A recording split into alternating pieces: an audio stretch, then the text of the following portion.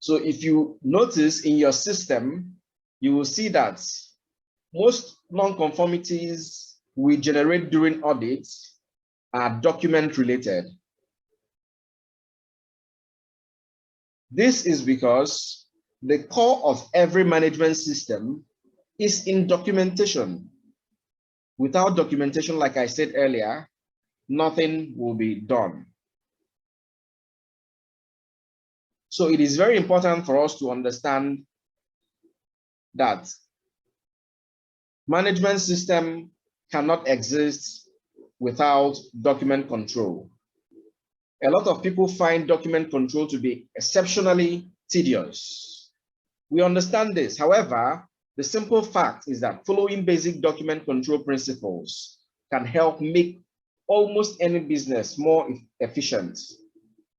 Now, the funny thing is, by the time you start implementing adequate documentation, you find out that your personal life will certainly start taking that kind of shape, in the sense that you are able to manage any document that comes to hand. You know where the documents are stored, they are protected, and of course, they are retrievable. So these are all the things document control can do for us, and how much more, how efficient it will make our system, which is the main reason we are here today. Document control entails transferring information between relevant parties, often in a structured organization. We need to ensure that the information that reaches the end user is correct. Therefore, the document must be controlled to ensure that this is the case. Sometimes the information contained in a document needs to be changed, but a control should be in place to ensure the final documentation or information meets expected requirements. It will be very embarrassing that we keep putting out information that does not meet basic document requirements. The purpose of documentation is to be able to communicate effectively. And when communicating, something important is expected. That is understanding.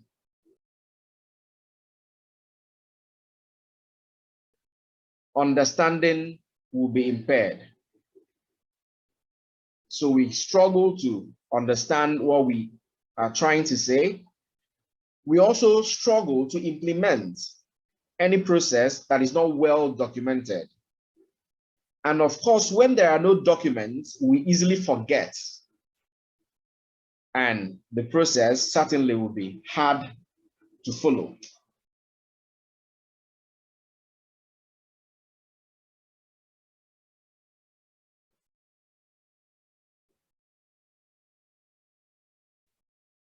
I hope everybody can still hear me. Yes, please. All right. I can hear you, Praise. All right, thank you.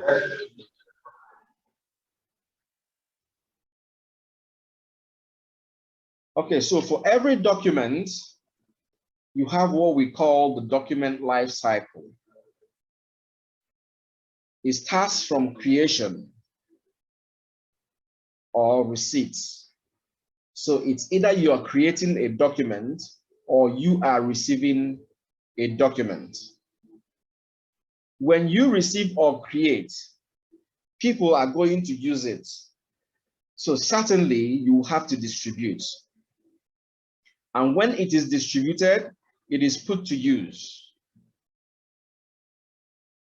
Even when it is in use, certainly the master copies are stored.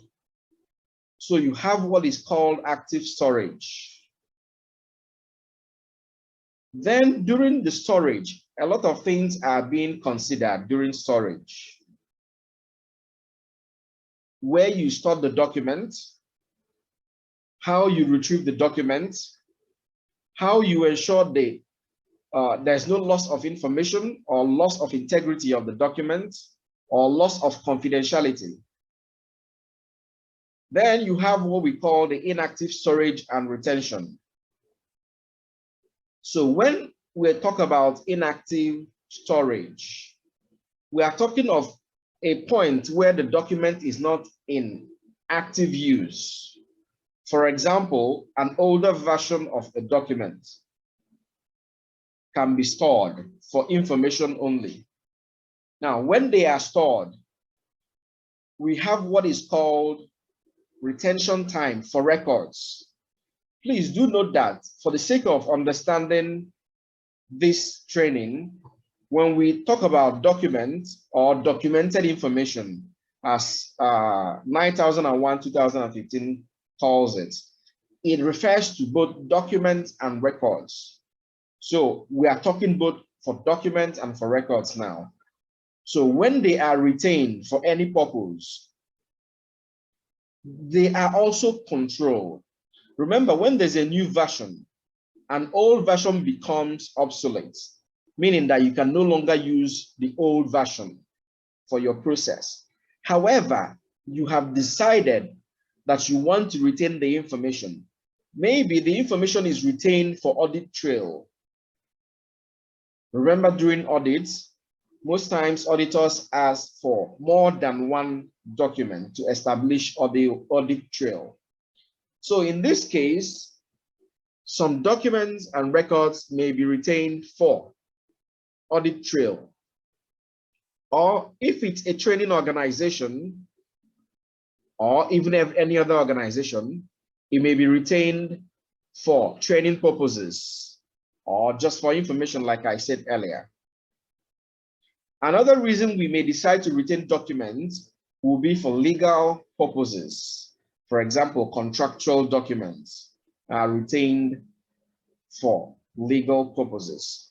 After that, when we have determined the retention time and note that the retention time has elapsed, we may go into what we call disposition.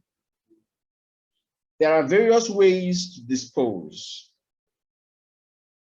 Some people may shred theirs. Some people may also move it to archive.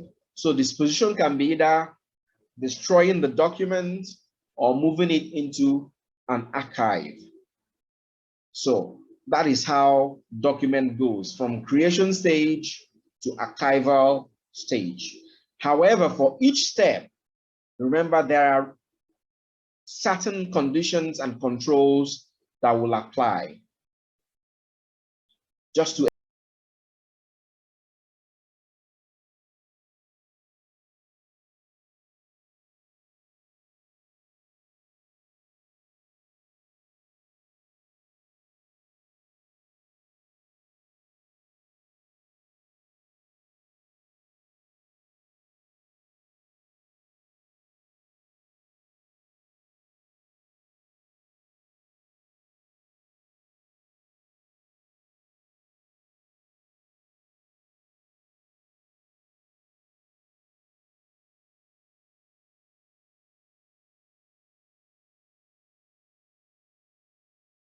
our document in the system is in disarray. So now picture your organization and see how your documentation is. Now, it is in this era. Imagine what would have happened back in 18th century. We still struggle with documents today, even for some organizations that have implemented the document management system. But now imagine how it would be like in the 80s and or early 90s. So this man called it ADMD, and it stands for Acute Document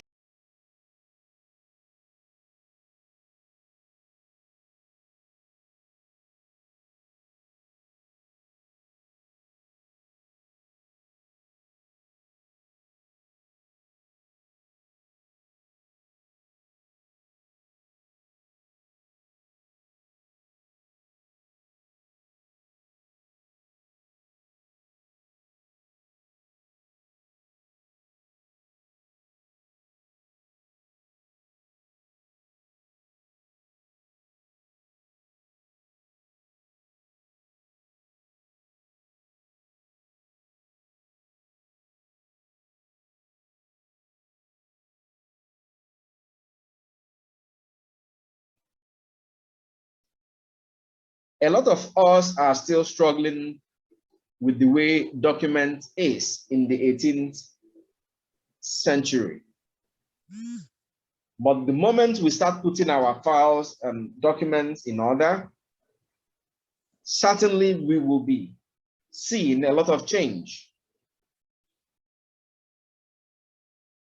From the file cabinet system, we got what is called the server system, where a server is centrally controlling the document.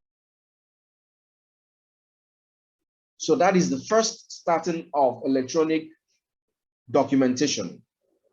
As the file cabinet worked well to manage documents, its popularity was also its cost.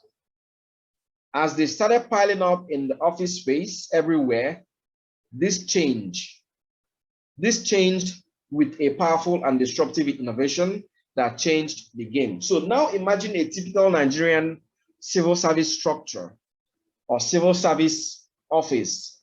If you enter any civil service office, you see that their documents is, you see the storage facility scattered all over the place in different cabinets. Now, that became a problem in the sense that we amassed a lot of documents that at some point we realized that we may not have needed to keep these documents. So the idea was to change the game from traditional file storage or file cabinet storage system or management system to a computerized way of keeping our documents. Sorry.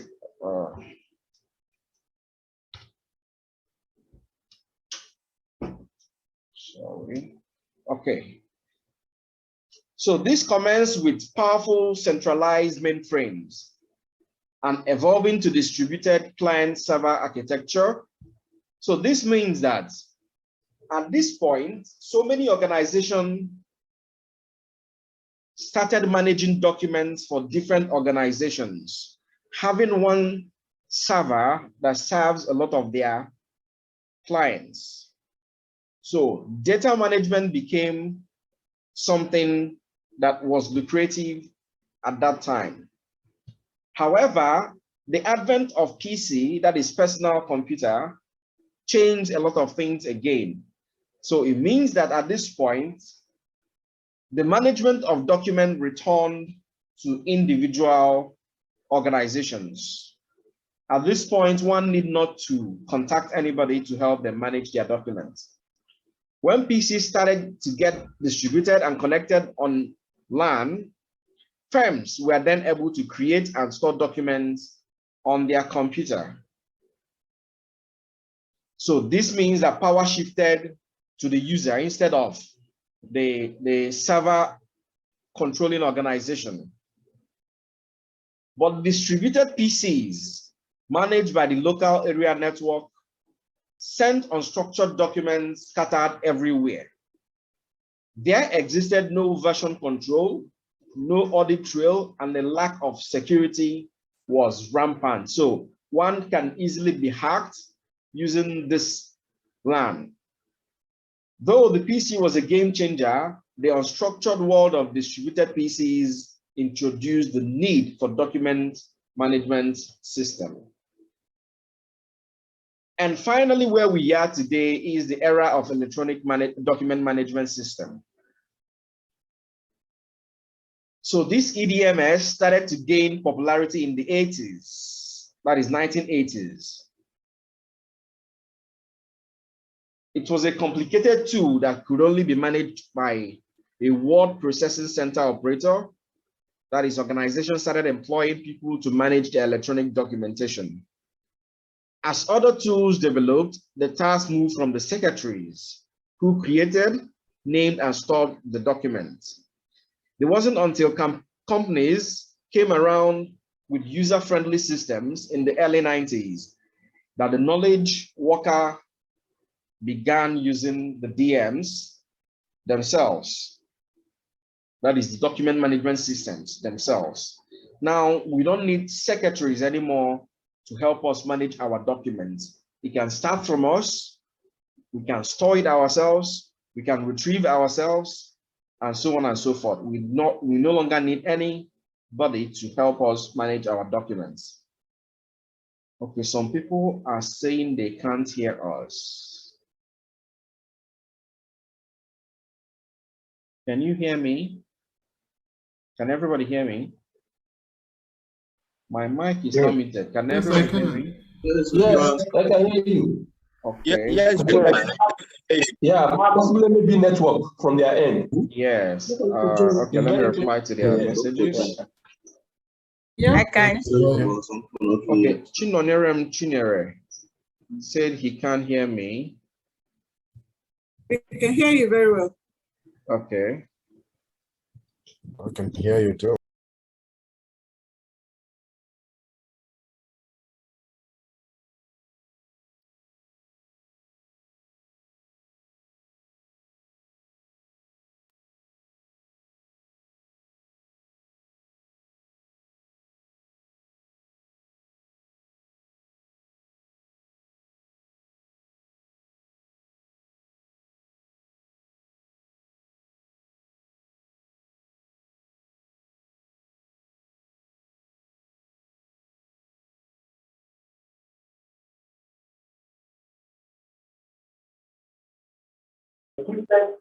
Okay, I want to be sure we are carrying everybody along. Okay. He said he can hear us now. All right, thank you. So let's continue.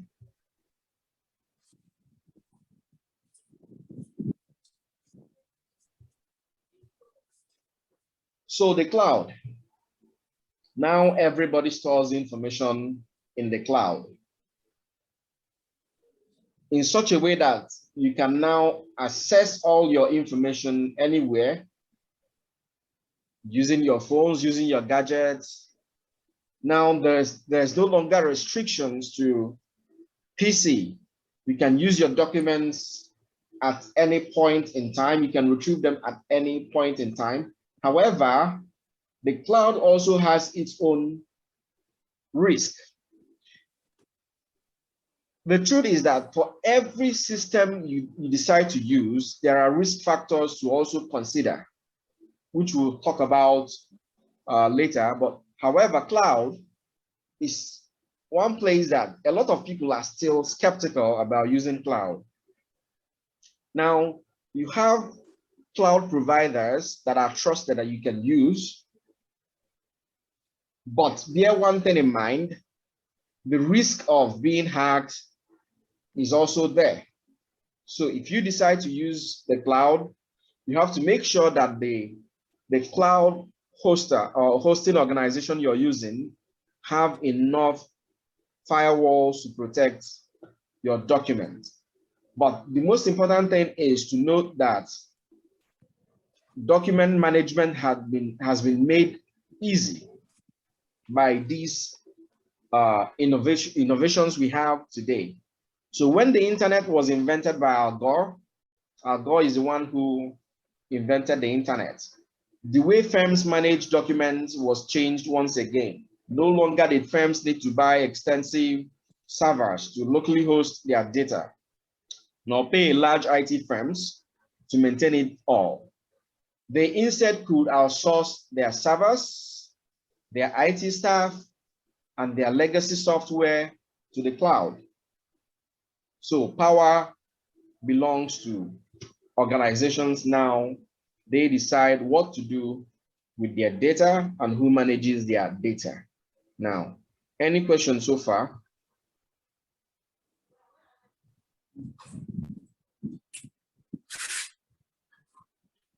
Yeah, good morning. Good morning, sir. I wanted to ask, for the electronic data management system, is there any templates we can adopt in utilizing that system? Okay. Yes, of course. There are traditional electronic document management systems. Of course, we're already using it by means of our Word document, that is Microsoft Excel, Microsoft Office. One consisting of Excel, PDF, that is Acrobat, Word, and so on and so forth. However, there are other higher softwares that can be used to manage our documents. So when it comes to that, you're looking at different kinds of softwares that can help you manage your system. They abound. If you Google or if you check online, EDMS apps, you see some of them there. Some may be free, some may be paid. But for us, the latest one we are advertising is what we call the ISO robots. So the ISO robot helps you manage every documentation. In fact, it helps you manage your entire system, from the typical traditional means of document management to an advanced electronic document management system. So of course, there are different softwares that you can look at to help manage your document control. All right, thank you. Thank you, sir. So importance of document control. Improved disaster recovery. So when something happens to your system, depending on how you have stored your documents, you may find it very difficult to recover. Imagine when your system crashes and you don't have a backup system, a backup drive, or even stored it in cloud. So how do you recover? Or maybe when your system is stolen, how do you recover your documents? So it is important to have this document management system that is sophisticated enough to help you retrieve your information in time. So access documents quicker. So when you have a systematically structured document control, you can access your information quicker. You also reduce storage needs. Now, remember where we are coming from, where cabinets were used to store documents. Now you no longer need cabinets to store documents. One thing I often tell people during training is, imagine the printed documents in your organization. In the next 5-10 years, would you still be needing them? Would you still be using them? And imagine how much money you have put into papers, printing of papers, the use of ink, and so on and so forth. So a lot of organizations are going paperless, and everything is now done digitally. So you can imagine 10 years from now, the paper documents you've stored will certainly become obsolete. What do you do with them? They become money lost. So that brings us to reduce costs.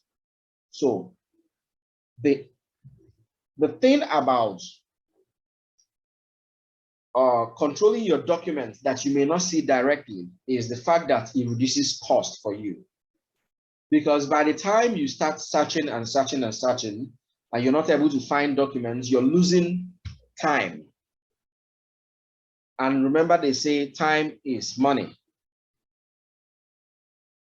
Time is money. And if you don't find the documents, what happens? You reprint or you recreate. You're losing time, you're losing resources. It saves manpower. One person can now do what so many people used to do when it comes to controlling documents. Now, when you have a structured document control system, you secure your documents. Documents are only released on need basis. Integrity is not lost. confidentiality is maintained. It saves the environment as well. Remember that for every paper printed, a tree must have fallen in the forest. So this environmental management system, the principle is all about saving the environment. Now, there are ways paper printings directly affect our environment because you need trees to produce papers. And if you don't have a recycling system, it means by the time you want to dispose, you are likely to shred or burn. So when you burn them, you're impacting the environment. So our advocacy now is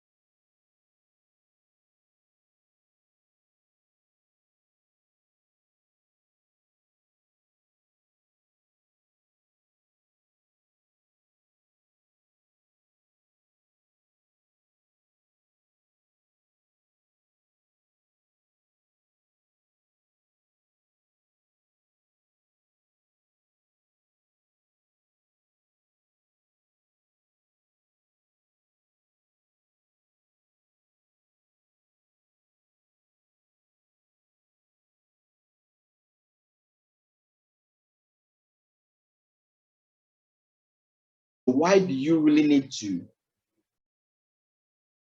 have a lot of papers printed? 7.5% of all documents get lost. 3% of them gets misfiled. If you check online, you see these figures I'm giving you. They are there. If you study about document control facts, you see them there. Then professionals spend 5 to 15% of their time reading information, but up to 50% looking for it. So people take less time to read information, but when it comes to looking for it, they take up to 50% of their time looking for the documents. Why? Because of poor filing. In 2010, there were over 4 trillion paper documents in the US alone, and they were growing at a rate of 22% per year.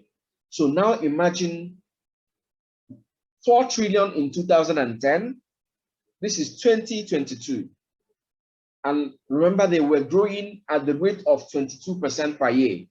So imagine in US alone, how much documents have been created.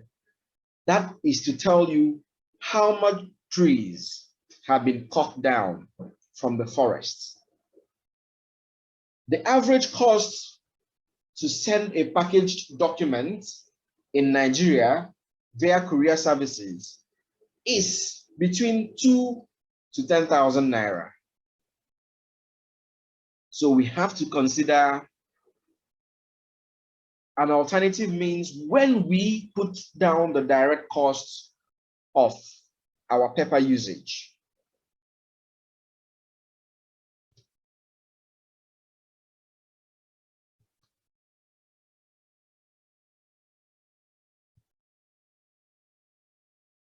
So, document control and ISO 9001. What does ISO 9001 say about document control? But before that, there's one question I want to ask, which I just need you to ponder about it. Where would you be, or where do we see ourselves without the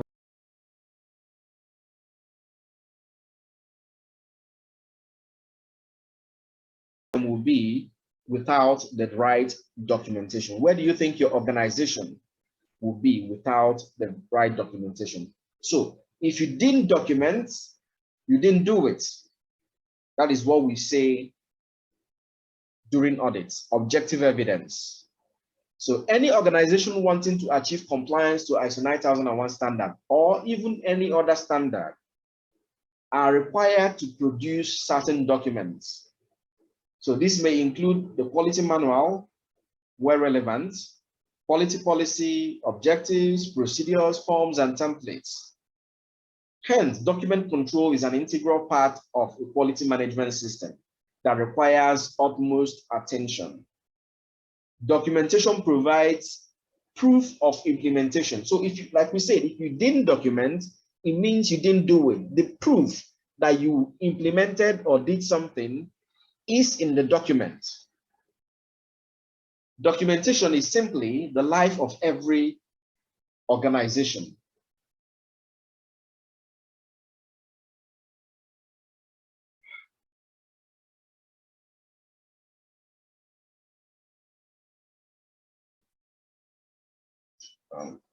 Okay, so like we said earlier, when talking about document or documented information, we are referring to both documents and records. So, but let's see how documents differ from records. Because in documented information, for example, 9001-2015 calls it documented information. In 9001-2008, you used to have what is called document and the records. So you had a requirement for document control and requirements for records control. In that era, you will see something like document control procedure, and you also see something like record control procedure. However, in this current standard 9001-2015, they are referred to as documented information.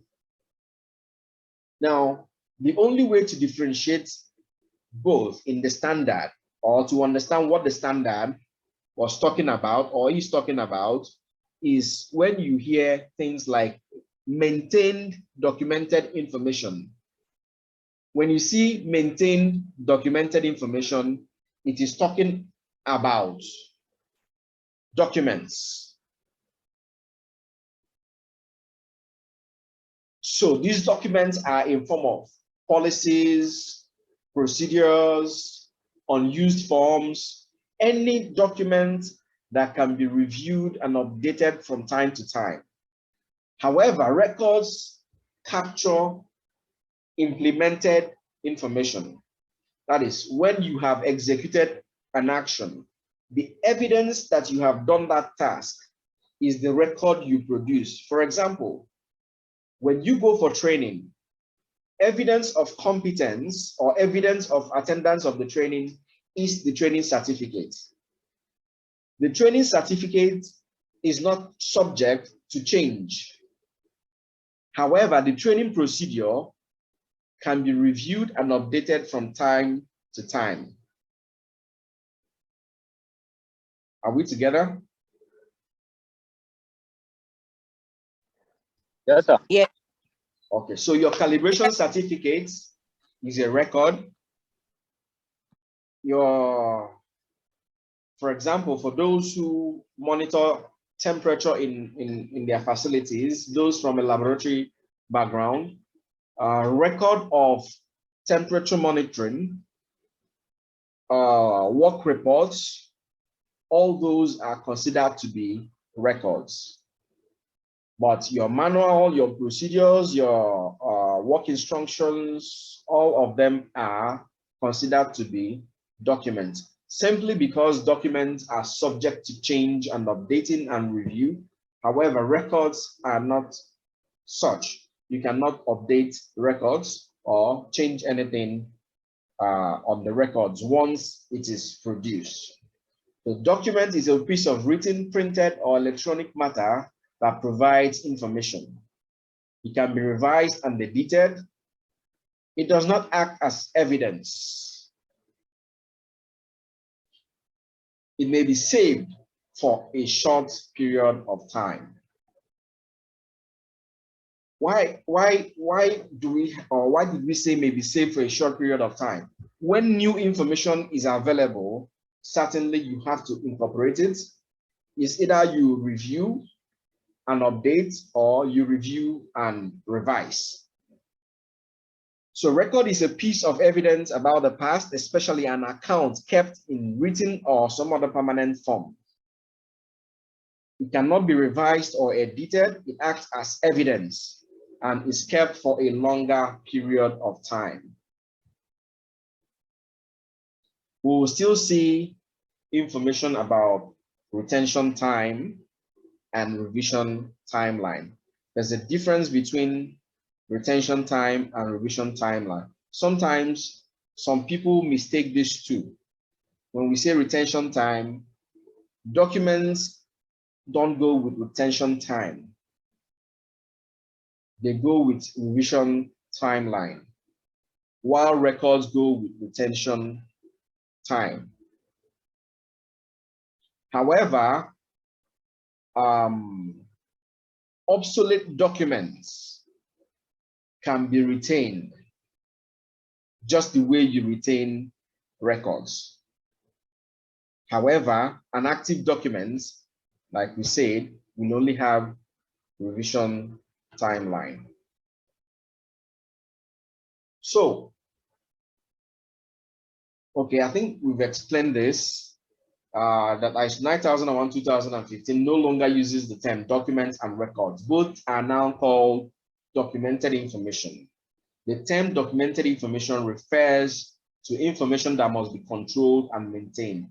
Therefore, it is expected that you also maintain and control the medium as well as the information. Please, at any point, you can stop me to ask questions if you don't understand, or if you're not hearing me very well, please indicate so that we'll make sure that everyone is carried along. Okay, I'm seeing some messages.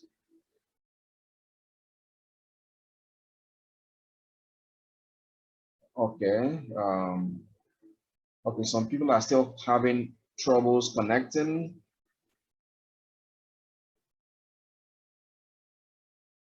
Someone said change the slide. Can you see the current slide, everybody? Please, can you kindly confirm if you can see the current slide? Yes. The current slide is document and record. Yes. Yeah, thank you. definition. Okay. Okay, so I'm going to drop the slide here so that we can have that, and also drop the standard.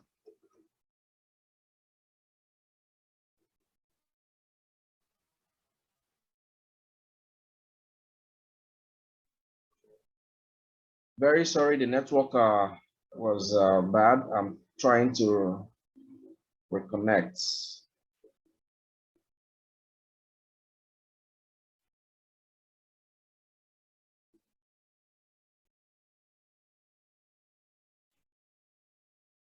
Okay, someone's hand is up. Someone wants to say something.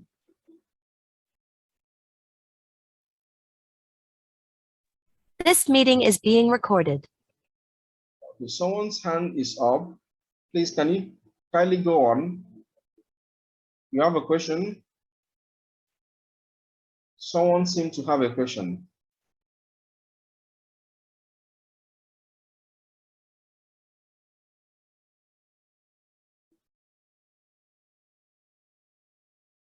The name is Galaxy S10. Someone using Galaxy S10 is raising his hands. Please go ahead if you can hear me.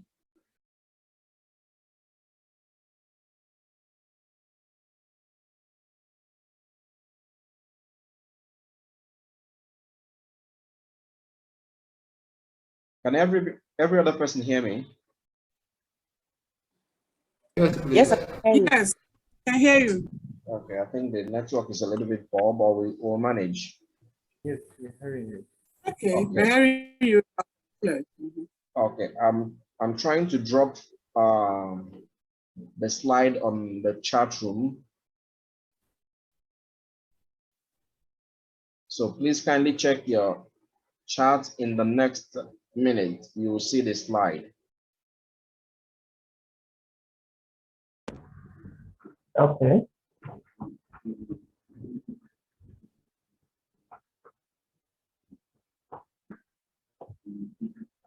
Okay, sent. All right. Thank you.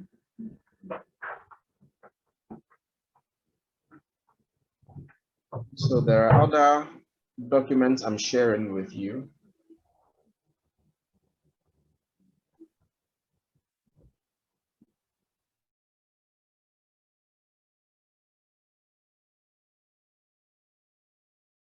Okay, and finally the standard.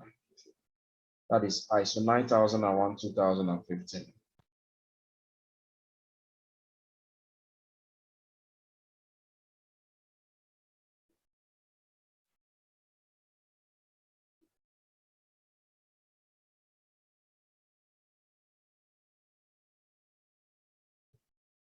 Okay, so let's go on. Like we explained earlier about records and documents, the key identifier of a record versus a document is that records are documented information that is retained. So in the standard, wherever you see retained documented information, that is ISO 9001:2015 standard, or even other high-level structured standard, they now use the word retained documented information. So anywhere you see retained documented information, it is talking about records. But wherever you see maintained documented information, it is simply talking about documents, the ones that are subject to change.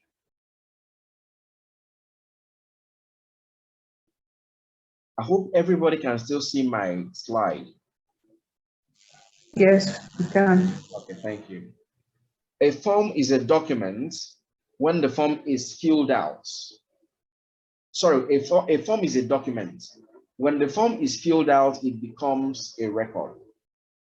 Both documents and records must be controlled following the requirement of ISO 9001:2015 standard covered in clause 7.5. So for other standards, this clause may differ. However, for every standard, certainly it requires you to control your documents.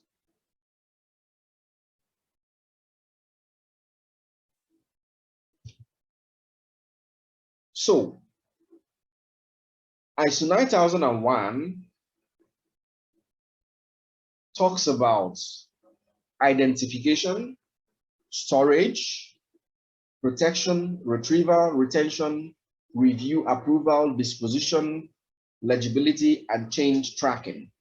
So the standard requires us to have a document control procedure or procedure to control our documented information.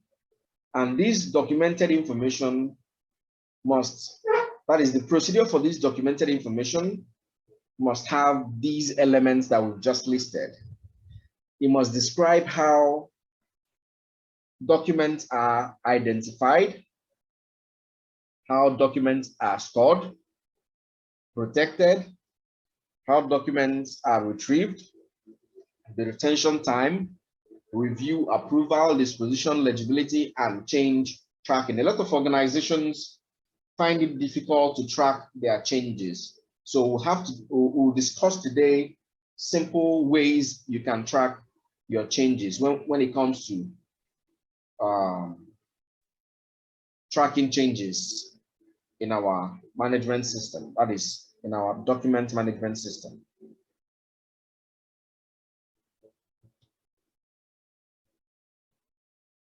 Okay, so basically you will see, for those of us who already have this procedure, you see it like this, called document control procedure. A lot of people still retain it as document control or still maintain it as document control procedure.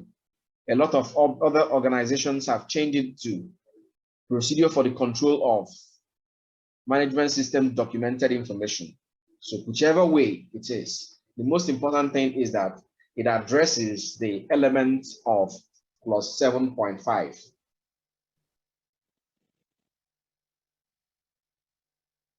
So this document control procedure can help a company stay organized and structured, particularly as it grows. In addition,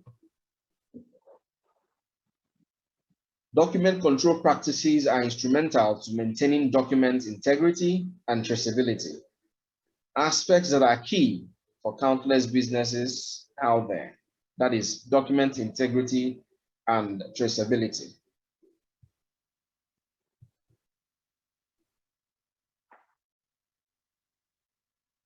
So, okay, someone wants to say something? Any question? Okay. So, what? Okay, Gospower. Okay, Mr. Gospower, go ahead, sir. Yes. You raised your hand. Okay, yes. I wanted to find out, you were talking about traceability. Yes. Can you throw more light when it comes to documented procedure? Okay. Yes, sir. Thank you, sir. Thank you. That is the traceability of a documented procedure. Yes, sir. All right, thank you. So in our systems, different systems, we have what we call the master list, right? The master list is where all documented information are listed. Master list of documents, master list of records, they're all pointing at the same control system. Now, what the master list does is that for some organization, we use it to give reference numbers to documents.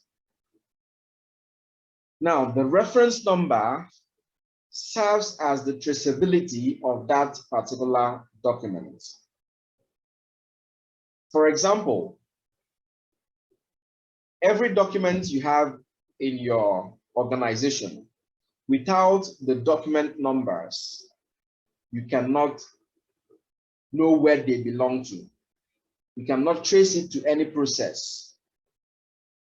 But when we give numbers, when we assign control numbers, we simply use it to trace the document, where it is coming from, or the origin of the document. Let's use a typical example of a document originating from quality department. We see that so many organizations, like let's use the term ABC Limited. So many organizations wanting to reference a document control procedure, which is assumed to be domiciled in the quality department. We rather start with something like this: ABC/Q or QA/ maybe P001 or 002, as the case may be, or as they have designed to actually assign their document numbering system. However, the main essence is to be able to trace the document, where it is coming from. Now, there are other issues that borders on traceability, which will now consider revision of documents, as well as the distribution of documents. Now, the revision number of a document gives traceability to the lifetime of that document, in the sense that with the revision number of a document, you can tell how many times it's been reviewed or revised, sorry. And when you also do change tracking, you're establishing traceability to the number of changes that has been done or carried out in that document. When you control your distribution by adding distribution numbers to the documents, you also help us know how many documents have been distributed and to where they have gone. So there are different elements of traceability.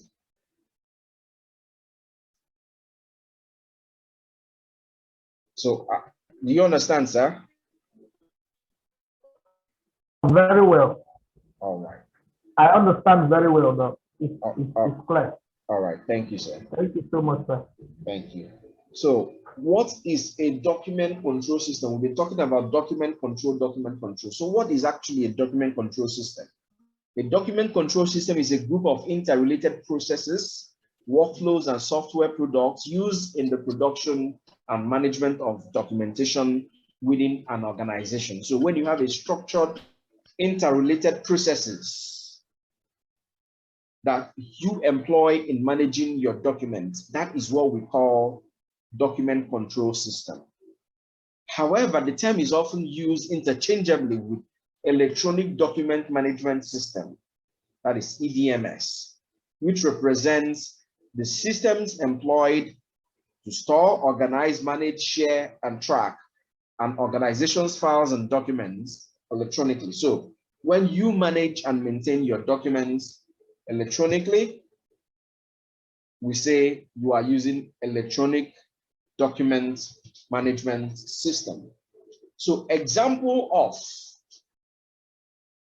EDMS includes Google Drive. I think a lot of people are beginning to use Google Drive now. Then Dropbox. So when you use these EDMS, what it helps you do is, for example, if you have a network on your Google Drive, or you have people who are on your Google Drive, whenever you drop a document there, they have access to it. However, level of access differ. You may have people who have access to read only. You may also have people who have access to read and edit. So basically, that is what these drives do. So you have the Google Drive, the Dropbox, the SharePoint, Microsoft SharePoint, Microsoft OneDrive, Ignite, eFile Cabinet, DocuWare, Critic Share Files.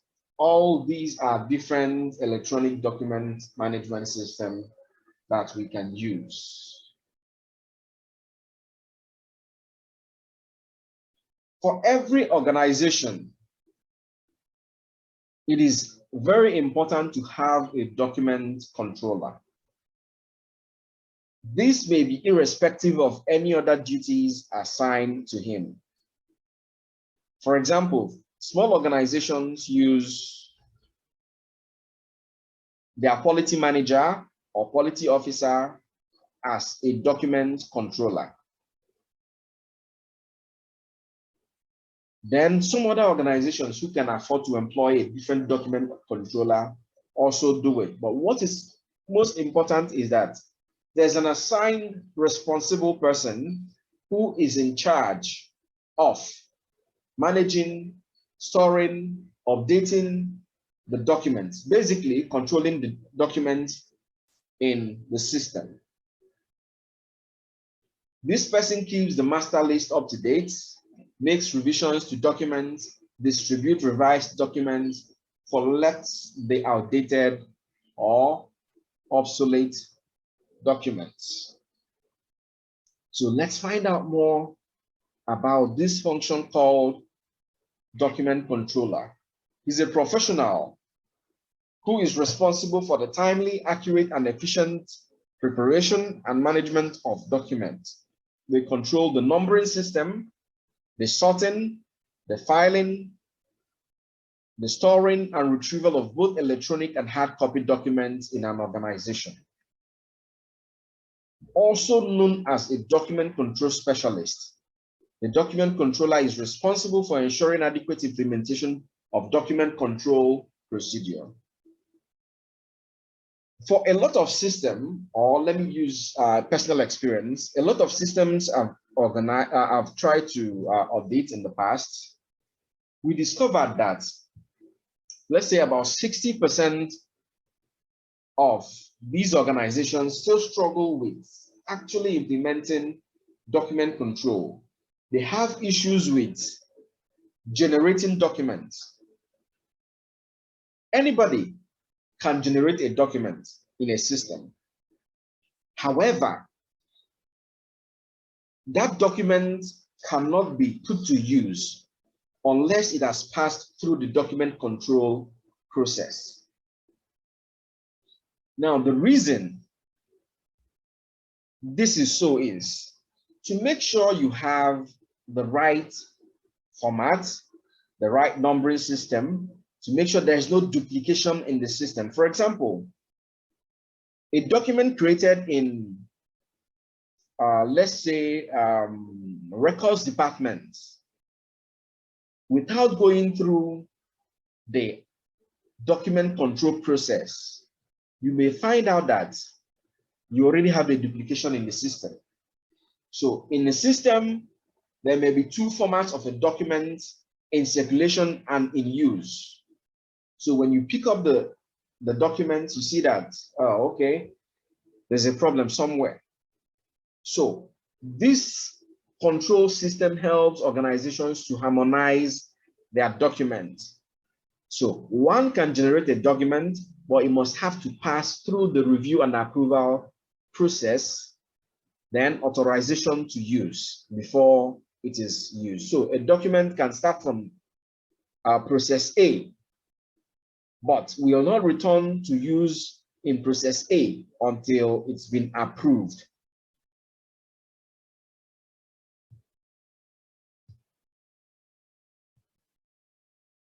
Duties of a document controller: set up, copy, scan, and store documents, create templates, manage requests for documentation, file documents in physical and digital records, ensure appropriate storage. He ensures that documents are stored appropriately, review and maintain the accuracy of records, editing where necessary to ensure that they are up to date, liaise with and distribute project-related information with all levels of the project team and potentially external parties. Manage the processes around documentation within the organization. Maintain confidentiality around sensitive documentation. This is very important because you don't want your sensitive information to lose its confidentiality. So it is very, very important that your document controller understands what confidentiality is all about.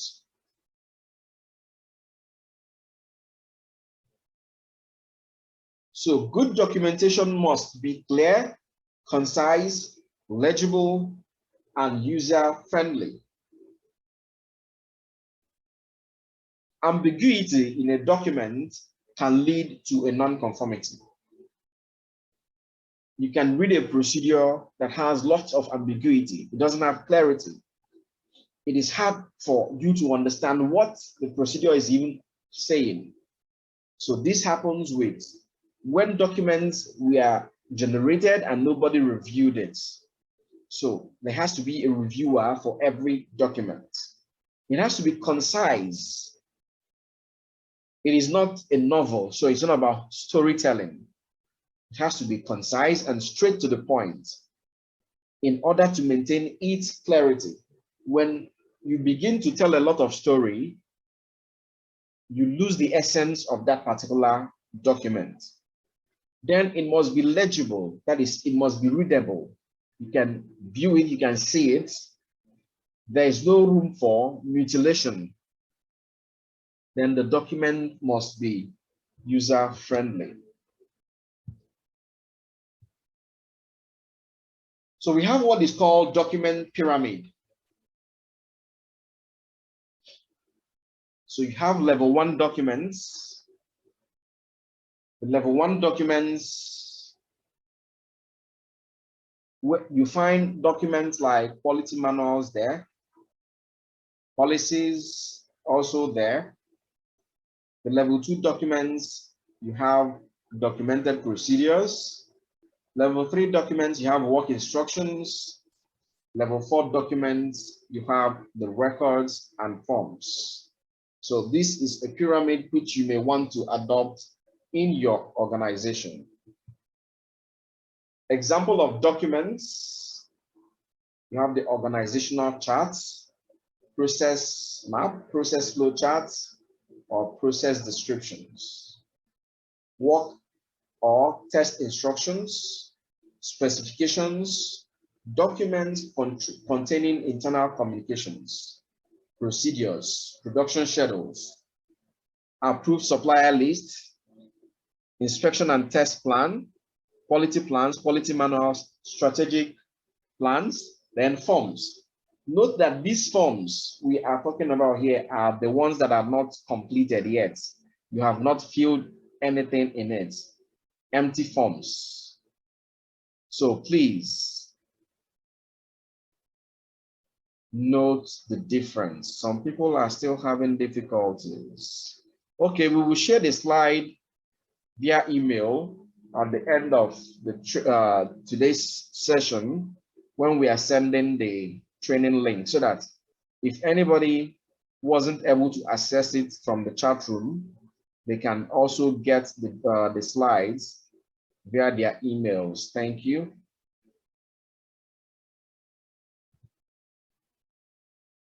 So remember, we're talking about document procedure. So the purpose of the document control procedure is to make people aware of the relevant controls applicable to the management system documents in any organization. So for any organization that wants to be structured, you have to have a procedure that defines how your document goes, from its originating or receiving stage to its final disposition and archival stage.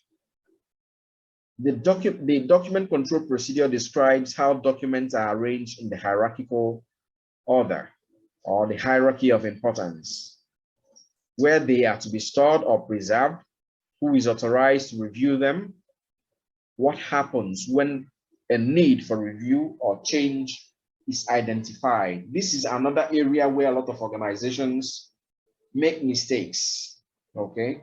So anybody sits down in his office and make inputs in a document just because they have the word copy of the document. Now you go to process A, you see a different information than the information you found in process B. So for review and change need, it also has to be structured in a systemic way, in the sense that one person can identify need for change, but does not go ahead to implement the change until the change review and approval process has been completed. So the change starts from change initiation. During change initiation or change identification, you pick up a form that you may decide to call change request form in a typical traditional way of initiating change. Of course, when you're using advanced EDMS, you may have a software where you can just click a button and type in the request for change on that particular software. Then from that change initiation, someone has to take a look at the change initiation or change request that has been raised. Most times, for some organization, it is sent to the document control section for them, or document control department, for them to look at that change, record it, that is to look at that request, record it so that the change can be tracked. In that document change request form, you may assign a document change number on that particular change that has been raised. So this is another way to track changes. Now, when that is done, this change request form that has been completed will be sent to a competent person. Not everybody is approved or authorized to review a document or to review a change. So this change will be reviewed by a competent person who understands the implication of the change, or who has the capacity to query possible effect of the change. Remember that the management system a lot of organizations operate now deals with risk-based thinking. It's on the principle of risk-based thinking. So for every change, the reviewer or reviewers have to ask pertinent questions with regards to how this change may affect the integrity of the document or the system or the process or the project, as the case may be. So when this review is done, if the change is a positive one, of course, it will be accepted. In some cases, the change request may not be relevant and it will be dropped. In other occasions, the risk factor may be high, but a decision may be made based on the requirements of that change. A decision such as, if we go on with this change, what is the impact? Can we manage the impact? These are the questions we ask. So if we can manage the impact, we have to put measures in place to make sure that the integrity of the process, the system, the project is not adversely affected before the change is approved. Now, when the change is approved, there's what we call change approval communication. When we communicate the need to make or implement this approved change, the essence is that the people who are responsible for implementing this change, they need to be aware. Without this communication, they won't be aware and the change implementation will not be effective. Then over time, of course, we have to monitor the impact this change has on our system or our process or our project. It can be anything. Then this procedure also have to talk about how to manage obsolete documents.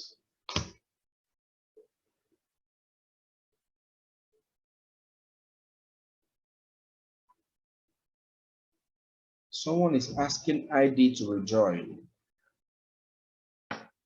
It is the same ID, it is the same link. The same link you got, you can share with your team to rejoin.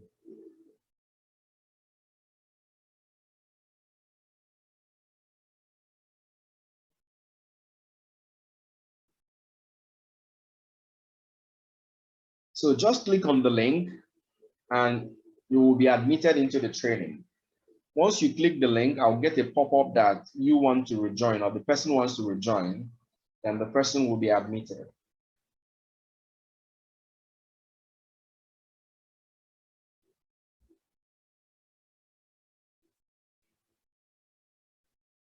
Madam Emi, I hope this is, you understand?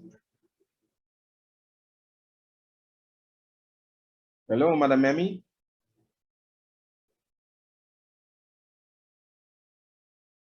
Okay, they can hear us. So for certain For every procedure, for every procedure or manual, you have what is called the control panel. That is document control panel. This document control panel helps you know certain information about the document. The panel will consist of information of how the document was formed, the date the document was issued or reviewed, who issued or authorized the document, who the document was issued to in some cases, not all cases. Okay, then the document number, the version number, the number of page the document has. They are likely to appear on the headers or on the footers, depending on how you have decided to do your own control panel. But one thing that is very, very important to note is that we see some documents, we just see the names of persons, that is the person that generated the document, the person reviewing the document, and the person authorizing the document without any form of signage. There's a reason for signing the documents. The signatures authenticate that, for example, the reviewer has reviewed the documents and that the said approved person has actually also approved the document. So if you have documents well prepared, well numbered, well referenced, without the responsible person signing them off, it is still not considered to be a complete document. Then what should record consist of? The title of the record, the date and time the record was filed, the scope of the record, the actual accurate observations during the monitoring period. For example, if you're doing a test report, so the actual observations gotten during the test should be written. The signature of the person who filled the record, the signature of the supervisor in charge where applicable. Then if it's a document that has to go higher and higher, you have the signature of the departmental head. That is when it is critical or very necessary. There are certain things records should never have. People should ensure that all erasures are done through a clear strike-through line. Tipex are not allowed. Mutilations are not allowed. So when that strike-through line is drawn, the person countersigns. That is the person filling the form or filling up the record countersigns beside the erasure. Just the same thing the banks do. When you make a mistake, the banks tell you to countersign. So never white out or blot out mistakes on records because it will look suspicious. Apart from that, you may certainly, the record may certainly lose its integrity. This tends to look as if it was done to hide an actual non-conformance that was earlier recorded in order to pass an audit or escape responsibility after flouting the policy. So like we say, never ever mutilate. Don't use Tipex.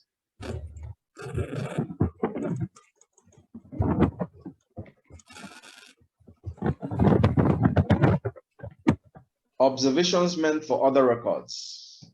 Okay, so for example, a quality comment found in a production record, or unethical issues found in a traceability record. So you take information that is meant for another record and put it in a different record. That is not in order. So these are the things we should not be seeing in our documents.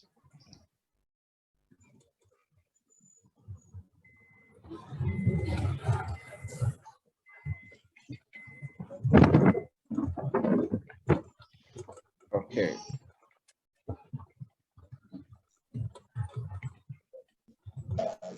You know, before all those things are not there.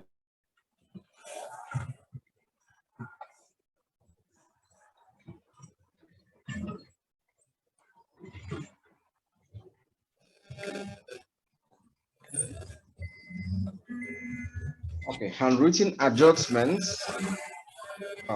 Some people were, I was trying to wait for people to mute. Please, can we all mute our mics? I'm waiting for people talking to mute.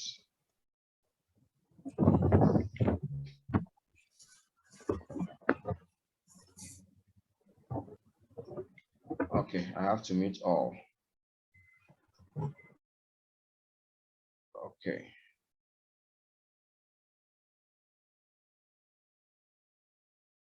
Okay, so we can go on. Handwritten adjustments to authorized formats. This shows lack of dynamism in document review with emerging needs for change. So whenever you find this handwritten adjustments, it tells you that the organization or the process may not be following the structured way of managing changes to their documents, just like we explained earlier, that every document change must go through a process of change review, change approval, change communication, and of course, subsequent monitoring of the impact of the change. So it is very important that we avoid handwritten adjustments on our records. So whenever you also find handwritten adjustments, it means that the document control process has not been implemented, like we said earlier. It leaves auditors with a sense of lack of confidence in the whole system since due diligence is lost. It could mean that the document control procedure is impractical, or that resources meant for the procedure to operate is not available for the people implementing the system.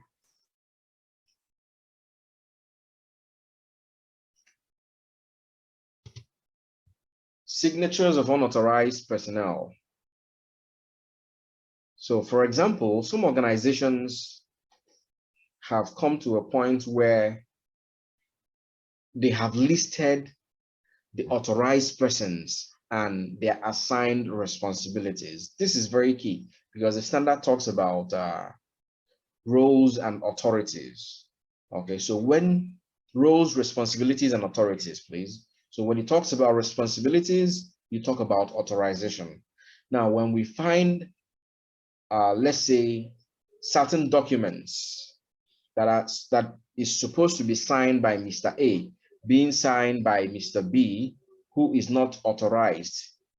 So it creates some sense that there's an issue somewhere. This shows reckless delegation and possible flouting of procedure without the authorized people noting and preventing such non-conformity. However, in your document control procedure, you may give some allowances where you have some responsible persons and their designates. So let's say in the absence of the quality manager, who is an authorized person to sign a particular quality document, then maybe his deputy may sign, or any other top manager may sign on his behalf. However, this has to be documented somewhere. All signatories should be documented inside the procedure to necessitate good flow of authority. This is a recommendation, not a mandatory requirement. It's very important. However, it is not a mandatory requirement by any standard.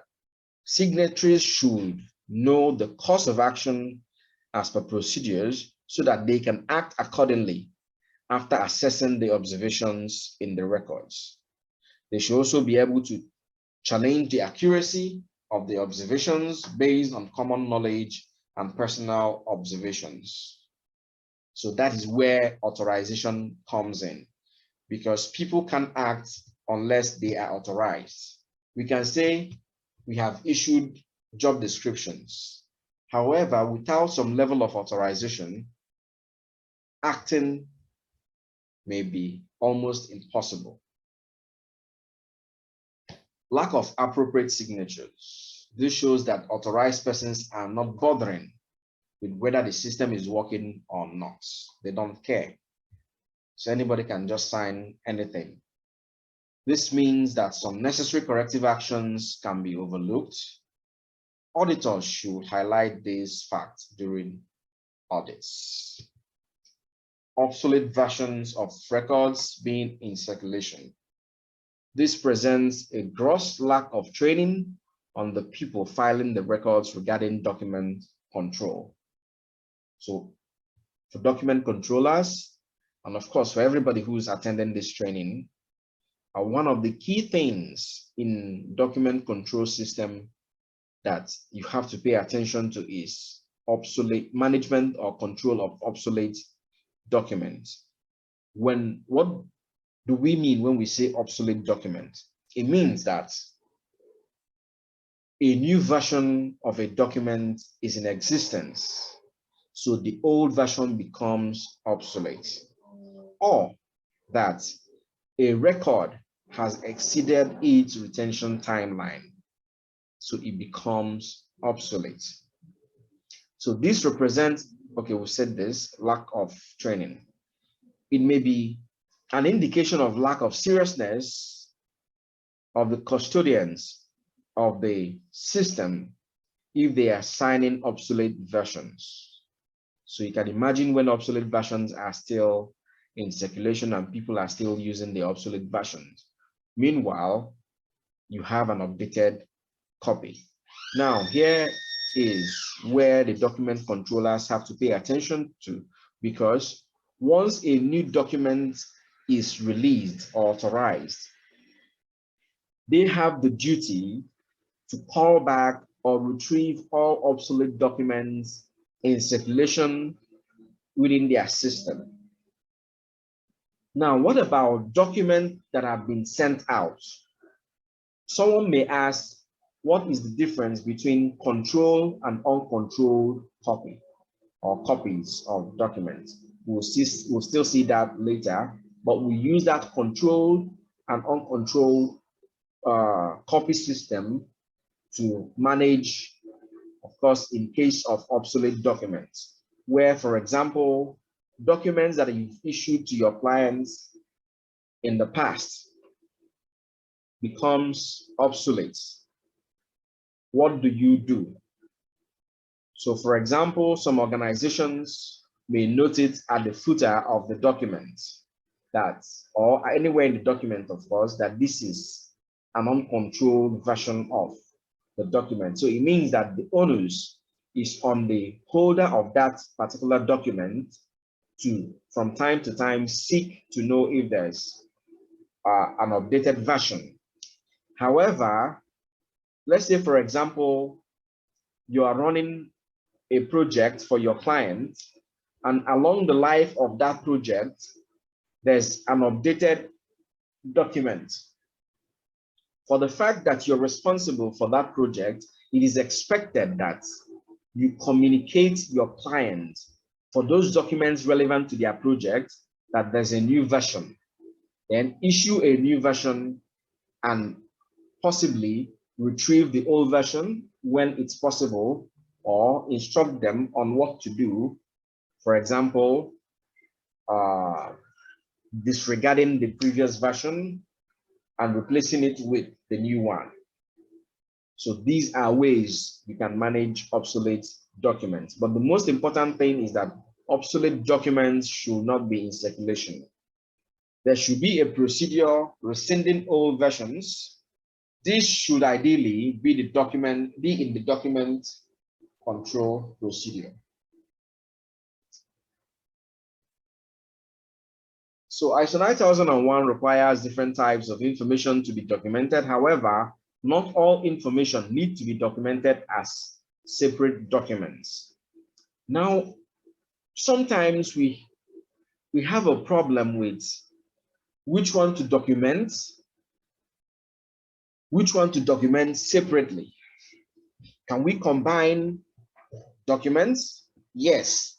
The answer is yes. We can combine certain related documents. For example, you may have a quality management system manual that addresses all the requirements of the standard in details. If that is the case, you may not need to have a separate document